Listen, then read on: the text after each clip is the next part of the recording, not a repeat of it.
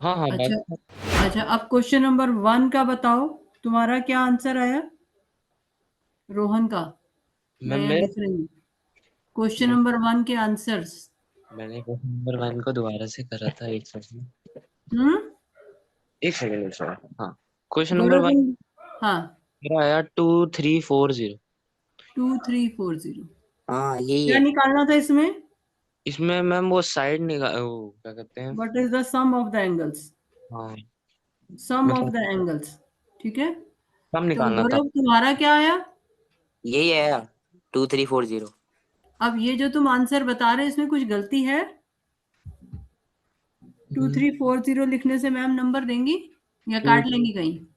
Some of the angles equal to 2340 ये लिखोगे, या कोई यूनिट भी होती है इसमें? एन तो नंबर ऑफ साइड्स होता है। Sum of the angles equal to 2340 होता है या कुछ और भी होता है यहाँ पे? एंगल की कोई यूनिट होती है? Angle angle. किस यूनिट में नापते हैं? जैसे लेंथ होता है 60, 80, 60 सेंटीमीटर, 5 सेंटीमीटर होता है ना। सेंटीमीटर क्या होती है? यूनिट होती है। वेट होता है 5 ग्राम, 10 किलोग्राम वेट होता है, तो किलोग्राम ग्राम यूनिट होती है। ऐसे एंगल की यूनिट क्या होती है? हम ऐसे अच्छा, लिखते हैं 30, 60, 90 ऐसे लिखते हैं, कुछ और भी लिखते हैं? डिग्री लगा। डिग्री? तो फिर डिग्री क्यों नहीं लिखा? कॉपी में लिखा है डिग्री। नहीं, कॉपी में नहीं लिखा। डिग्री कैसे लिखते हैं? वो ऊपर, ऊपर वो लगाते हैं साइन। हाँ, तो ऊपर ये जो छोटा सा डॉट बना देते हैं, जीरो बना देते हैं, ये डिग्री का साइन होता है ना। तो यूनिट लिखनी जरूरी होती है। ठीक है, दोनों को समझ आ गई बात? तो अपना आंसर करेक्ट कर लो। और क्वेश्चन नंबर 2 का क्या आंसर है? क्वेश्चन नंबर सेकंड में मेरा एक्स आया था 15, 15 आया था। उसके बाद 15 से एंगल निकालना था। हम्म। 45 डिग्री, 60 डिग्री, 75 डिग्री। हाँ, तो वहां डिग्री बनाया या नहीं बनाया? गौरव, तुम्हारे सेम आंसर आए हैं? हाँ तुमने डिग्री बनाया नहीं? लगा रखा है। लगा रखा है, ठीक है। अच्छा, उसके बाद नेक्स्ट क्वेश्चन का आंसर बताओ। तुम्हारे आंसर टैली कर रही हूँ ना मैं। हम्म। नेक्स्ट क्वेश्चन में आंसर एक्स मेरा क्या है यहाँ पर? एक्स मेरा आया था 36।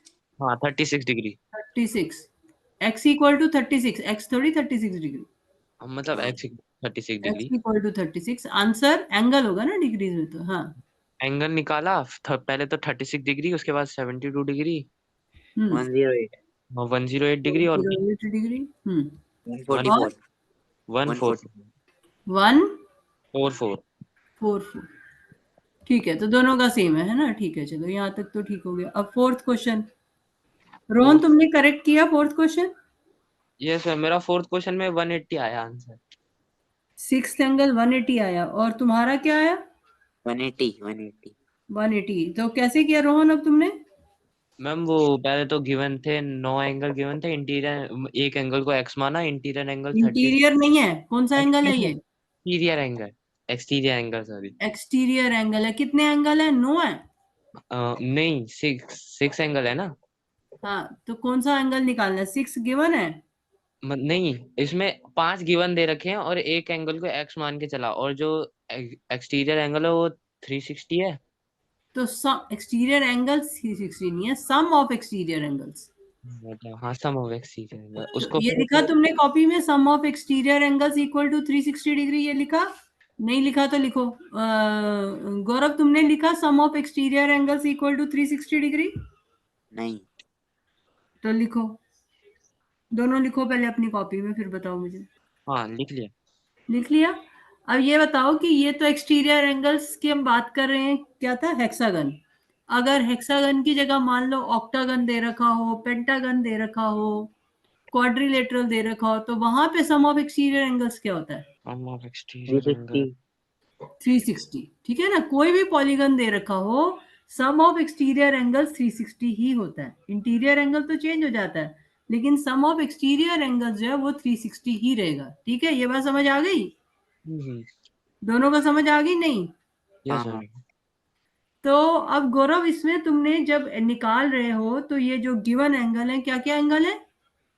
10, given 20, 25, 35। 10 plus 20 degree plus 30 25 25 25 degree plus 35 degree 35 degree plus 90 90 90 degree.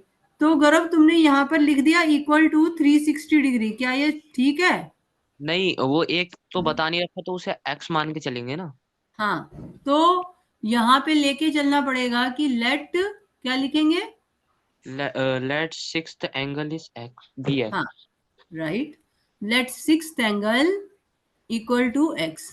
ठीक है, तो जब हम ये सब ऐड कर रहे हैं तो यहाँ पर गौरव क्या लिखना पड़ेगा? लेट सिक्स्थ एंगल x ये तो लिख दिया let sixth angle equal to X, फिर ये भी लिख दिया sum of exterior angles equal to 360 degree. तो ये यहाँ पे अगर मैं इसको इक्वल टू 360 लिखूंगी तो ये सम तो 360 नहीं है, तो गलत हो गया मैथमेटिकली, है ना? 90 के बाद तो सिक्स्थ एंगल तो यहाँ पे लिखा नहीं है हमने, तो क्या लिखे यहाँ पर? x हाँ, तो फिर x प्लस, ये तुमने अपनी कॉपी में नहीं लिखा ना गौरव? नहीं नहीं हाँ, तो ये लिखो, मैंने तुम्हें लिख के भी भेजा था ना कि बेटा x लो, कुछ एंगल का नाम लो, यहाँ पर लिखो। ठीक है, समझ आ गया बेटा? करेक्ट, तुम्हें क्या आता है टीचर को इससे नहीं मतलब, टीचर को इस बात से मतलब है तुम्हारी कॉपी क्या बोल रही है। तो जो तुम लिख रहे हो वो पूरा वो होना चाहिए जो तुम्हारे दिमाग में चल रहा है। अगर तुम्हारे दिमाग में तो चल रहा है कि 6 एंगल का सम इक्वल टू 360 और x लिखा ही नहीं है तो गलत ही हो जाएगा मैथ्स में। ठीक है, तो हमारी कॉपी वो बोलनी चाहिए जो हमारे दिमाग बोल रहा है, तो जो दिमाग में चल रहा है वो पूरा का पूरा यहाँ आना चाहिए। जैसे रोहन ने क्या दिया, exterior angles equal to 360 degree, वो तो गलत है ना, exterior angles equal to 360 degree नहीं है, सम ऑफ एक्सटीरियर एंगल्स। तो जब तक सम नहीं लिखोगे वर्ड तब तक बात गलत हो जाएगी। इसी तरह से यहाँ पर जब तक x नहीं लिखोगे रॉन्ग हो जाएगा। अच्छा, तो अब तुम लोग ने सॉल्व किया तो x इक्वल टू 180 डिग्री आ गया दोनों का, है ना? 180 डिग्री आया या? हाँ यस सर। तो ठीक है, आंसर ठीक है, पर लिखना, करेक्ट लिखना भी जरूरी है। ठीक है, अब फिफ्थ क्वेश्चन पे आ जाओ। फिफ्थ क्वेश्चन में क्या आंसर आ रहा है? x इक्वल टू 15 ये है the adjacent angles of a parallelogram are in the ratio 5:7, find all the angles of the parallelogram. हाँ, तो क्या लिया यहाँ पर तुमने? x ले लिया, लेट दैट x तो तुमने कॉमन फैक्टर ले लिया ना, लेकिन लिखा 5x कैसे? सबसे पहले ऊपर क्या लिखा? मतलब angle a equal to 5x। Angle a equal to 5x, तो तुमने यहाँ पर एक पैरेललोग्राम लिया, हाँ इसका मतलब है, तो हाँ ले लिया। पैरेललोग्राम को कुछ नाम दिया, let ABCD be a parallelogram. नहीं फिर टीचर को कैसे पता कौन सा एंगल है, कहाँ का एंगल है ना? या तो हम फिगर की हेल्प लें, हाँ है ना, या हाँ हम फिगर की हेल्प नहीं लेना चाहते, फिगर के बारे में नहीं लिखना चाहते, तो हम कैसे लिख सकते हैं? हम क्या यूज कर रहे हैं यहाँ पर? x x तो ठीक है, फैक्टर हो गया, 5:7 रेशियो, तो x से तुमने 5x 7x ले लिया। 5x 7x क्या है? 5x मतलब 7x क्या है? रेशियो की फॉर्म में ना। हाँ, रेशियो के फॉर्म में तो है, लेकिन 5x 7x कौन से एंगल्स हैं? 5x 7x एंगल बन रहे हैं ना, कौन से वाले हाँ एंगल्स हैं वो? a equal to 5x। हाँ, a इक्वल टू 5x। अच्छा चलो, तुम बताओ तुमने कॉपी में क्या लिखा? मैंने लिखा है मतलब let a equal to 5x b equal to let A angle a equal to 5x, ऐसे? हाँ हाँ हाँ हाँ, आगे क्या लिखा? Angle b equal to 7x। Angle b equal to 7x, फिर क्या लिखा? फिर एंगल क्या 5x और 7x को प्लस कर दिया हाँ, तो वो किसके इक्वल टू इक्वल होगा? 180 के। 180 के। तो तुम यहाँ पर मतलब क्या लिख रहे हो कि 5x प्लस 7x के लिए कौन सा रिजल्ट यूज कर रहे हो जिससे कि आंसर 180 आ गया? रिजल्ट क्या यूज कर रहे हैं? 180 क्यों है?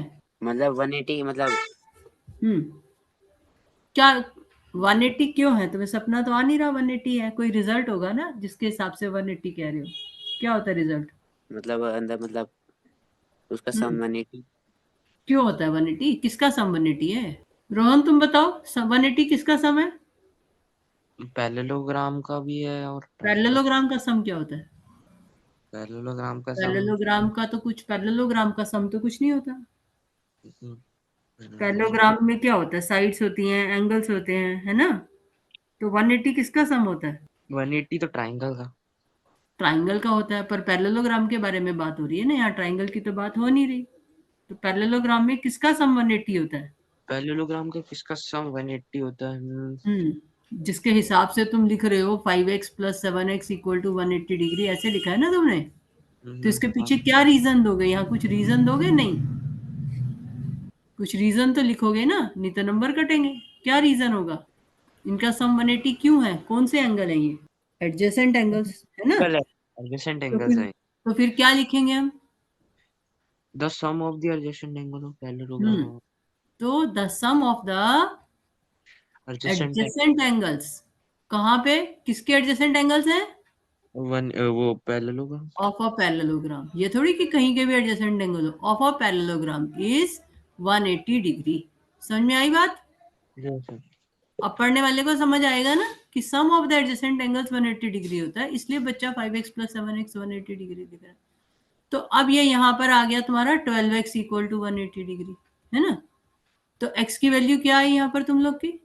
x की वैल्यू 15 ही है। x की वैल्यू 15 आ रही है। ठीक है, x की वैल्यू 15 आ गई। ठीक है, तो एंगल ए किसके इक्वल आया?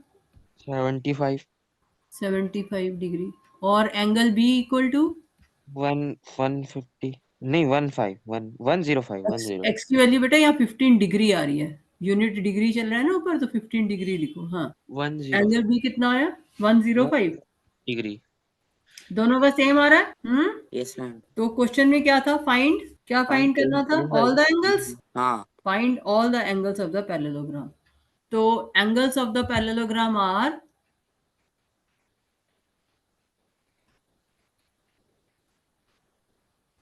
एंगल्स ऑफ द पैरेललोग्राम, मैंने शॉर्ट में लिख दिया पैरेललोग्राम, ठीक है। Angles of the parallelogram are, हाँ क्या आएंगे?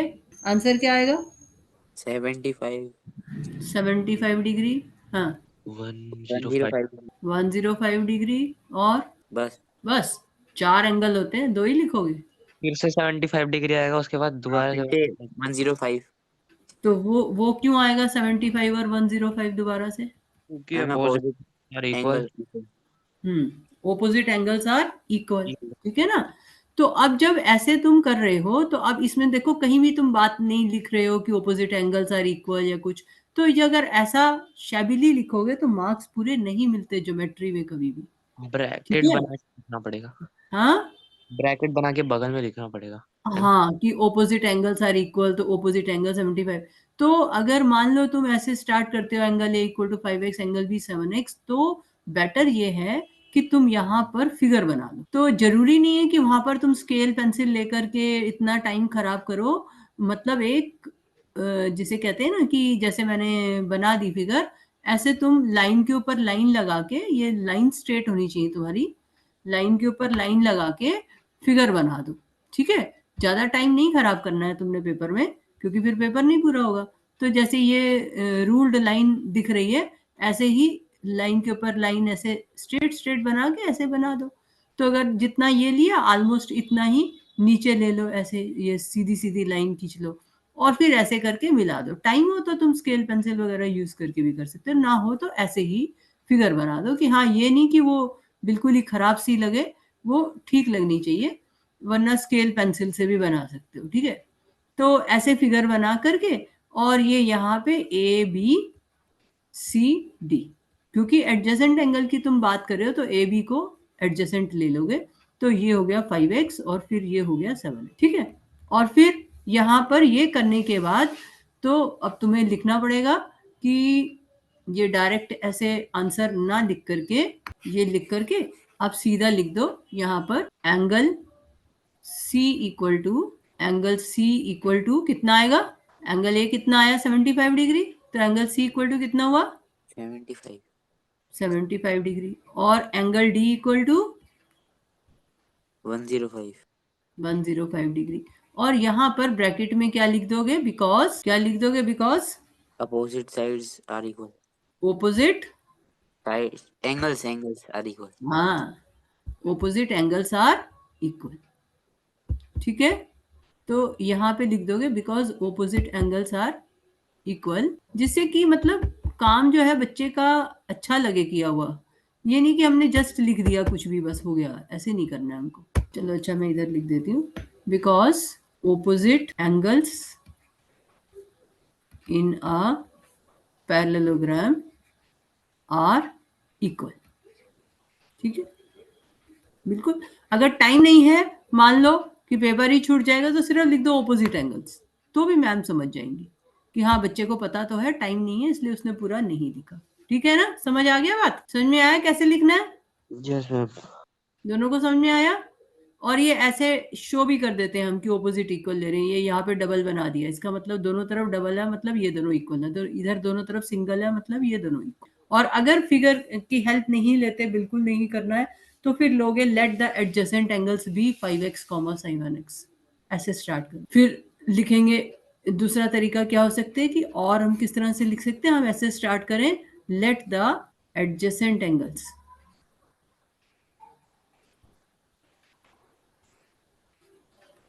भी 5x, 7x। ठीक है ना, उसके बाद फिर ये 5x plus 7x equal to 180 degree, सारा सेम वैसे ही रीजन वगैरह सब कुछ लिख करके ऐसे सब रीजन लिख दोगे, और फिर इसको इसी तरह से चला करके, और फिर एंड में जब तुम्हारा क्वेश्चन खत्म हो जाएगा तो फिर उसके बाद लिखोगे कि because opposite angles in a parallelogram are equal, therefore the four angles of the parallelogram are 75, 75, 100, 500। ठीक है, समझ आ गया?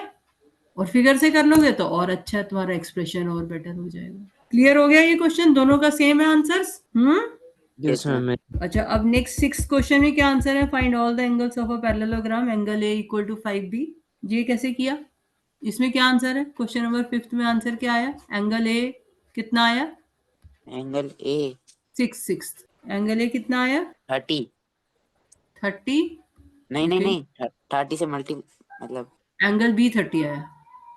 हाँ एंगल भी 30 आया। और एंगल ए 5 को मल्टीप्लाई 30 से 150। 150। और एंगल सी एंगल 150 आया ना। 150 और 30 है ना, यही आ जाएंगे ना। तो ये ठीक है, ये A B C D parallelogram है, ए बी एडजेसेंट एंगल्स हैं, तो बिल्कुल वैसे ही सेम एक्सप्लेनेशन से आंसर आ जाएगा कि एंगल सी जो है वो बी के ए के ऑपोजिट है, तो एंगल सी 150 डिग्री हो गया, और एंगल डी जो है वो 30 डिग्री हो गया। ठीक है ना? पेपर में मैम, पेपर में एक्सप्लेनेशन तो लिखना ही होगा ना कि ये कैसे आया है ना। हाँ, पूरा लिखना पड़ेगा। ये तो मैं सिर्फ तुम्हारे आंसर टैली कर रही हूँ, वो तो एक्सप्लेनेशन वैसे ही लिखना है जैसे ऊपर लिखा है तुमने, ठीक। है ना? वो तो वही लिखना है कि sum of adjacent angles is 180 degree, तो जैसे ऊपर लिखा है वैसे ही angle A plus 5 times angle B equal to 180 degree, वैसे ही लिखना है। नहीं ठीक नहीं है। Sorry, angle A plus angle B, angle A plus angle B equal to 180 degree, है ना? तो एंगल ए 5b है, तो 5 times angle B plus angle B equal to 180 degree, ये सब तो वैसे ही लिखना है। और यहाँ पर वो फिगर बना दोगे A B C D, A B C D. जो ऐसे प्रूव वाले क्वेश्चंस होते हैं उसमें अगर टाइम नहीं है तो फटाफट फिगर बना देते हैं, उसमें ज्यादा दिमाग नहीं लगाना, बस ये लगा ठीक ठीक दिखनी चाहिए, और फिर यहाँ पर क्वेश्चन कर दो। ठीक है ना? Yes ma'am. ये रोहन तुम्हारा भी सेम आंसर आया?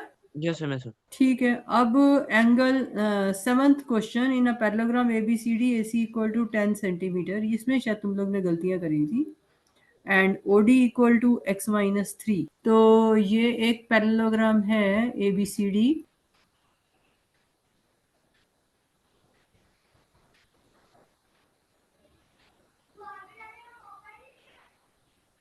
ये A B C D is a parallelogram A C equal to 10 centimetre. तो ये यहाँ पे ए सी इक्वल टू है 10 सेंटीमीटर। अब ये पूरा ए सी 10 सेंटीमीटर है, और क्वेश्चन में तुमको क्या निकालना है?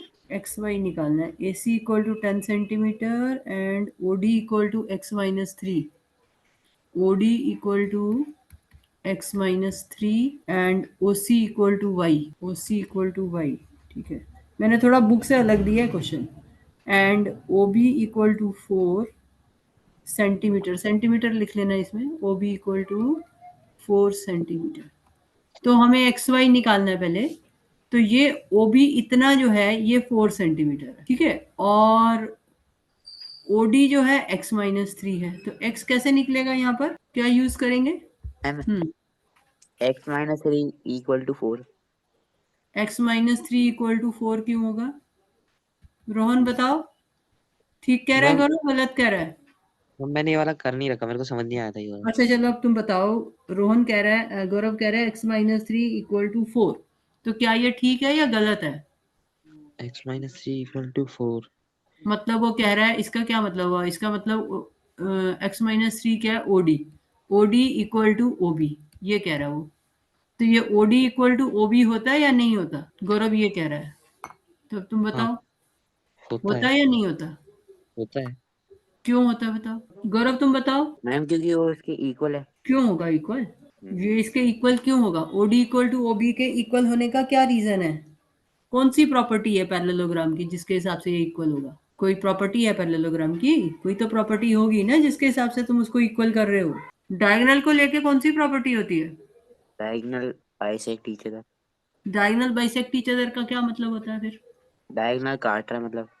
एक दूसरे को बाइसेक्ट हाँ, कर रहे हैं। बाइसेक्ट मतलब बाई से मतलब काटना। ना, बाइसेक्ट क्या होता है? तो कट होता है।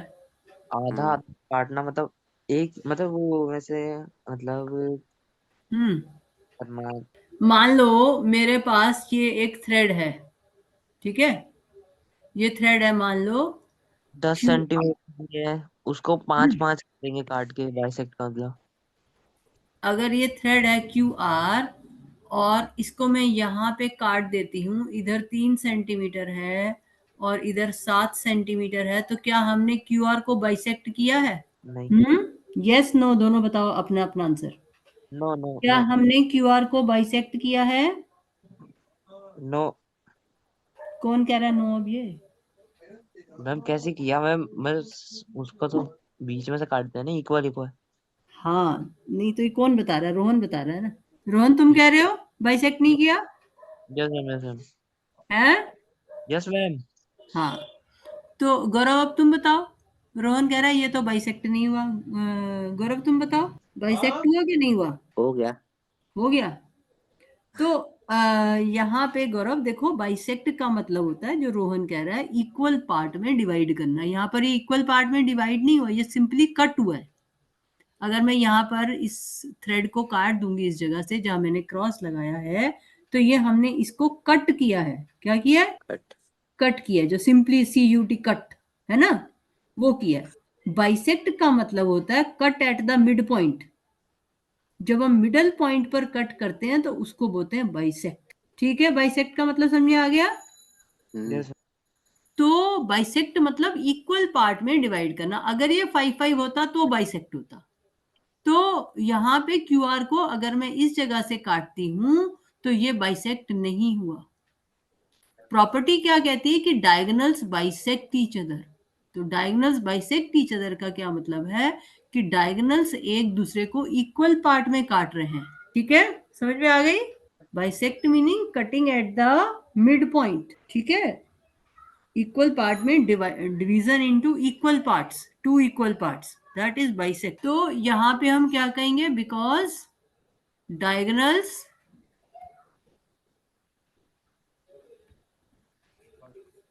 Bisect each other.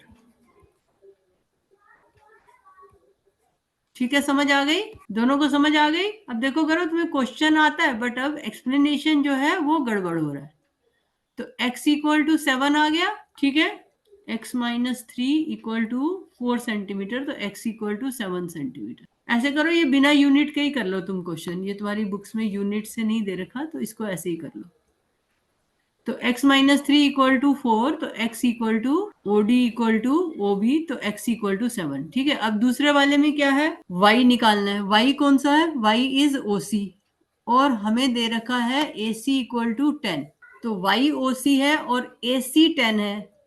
AC equal to 10 है, तो OC जो है वो किसके इक्वल होगा? OC किसके इक्वल होगा? वाई के। OC तो y के तो इक्वल है, पर 10 के हिसाब से देखो, AC पूरा 10 है और हाँ। O पर वो कट रहे हैं, तो OC किसके इक्वल हुआ? गौरव रोहन बताओ। मैम एक और बार बताना।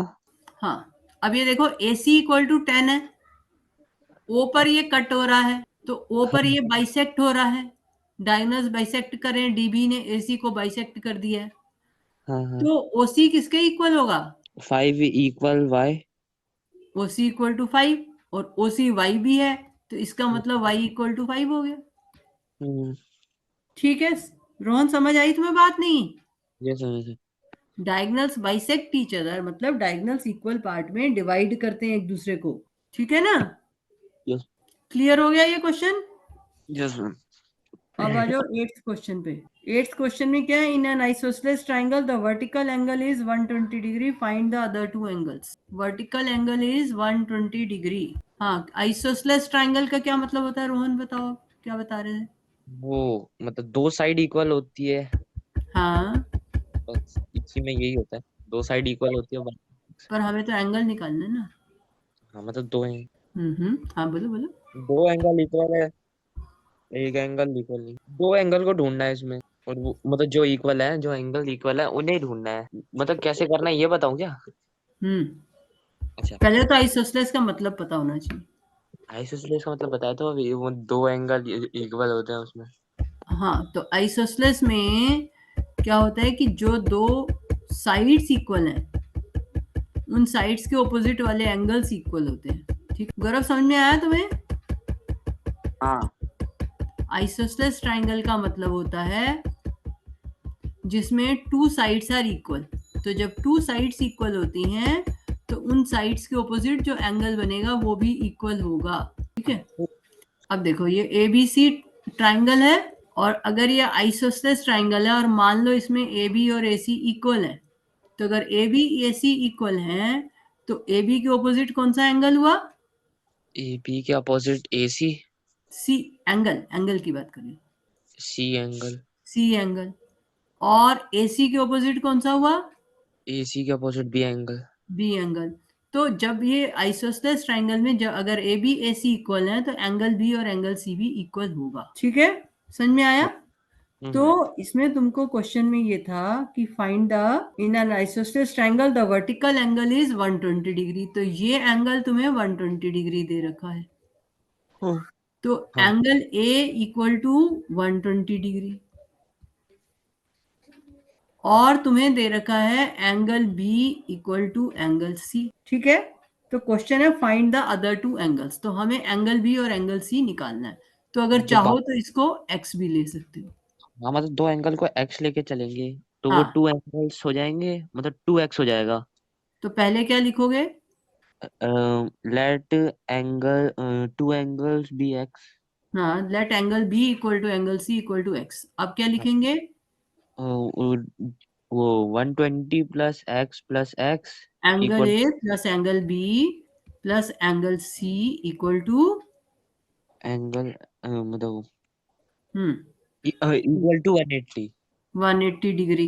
ठीक है, sum of the angles of a triangle is 180 degree. अब आ जाएगा 120 degree plus X equal to 180 degree.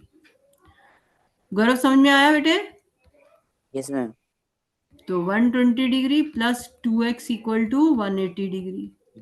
लिखने का तरीका भी तुम्हें मुझसे सीखना है,